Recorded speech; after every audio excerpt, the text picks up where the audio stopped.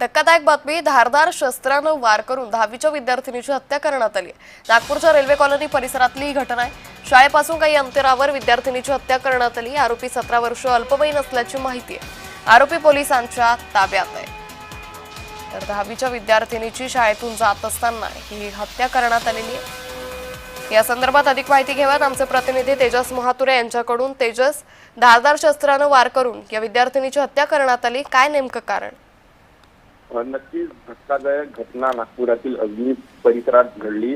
16 वर्षीय मुलीची हत्या एका अल्पवयीन 17 वर्षीय मुलाने केली आहे। एकतर्फी प्रेमाची खऱ्या अर्थाने एकतर्फी प्रेम होता आणि त्या प्रेमाच्या प्रकरणातून हे संपूर्ण घटना घडल्याची सामोरे येत आहे।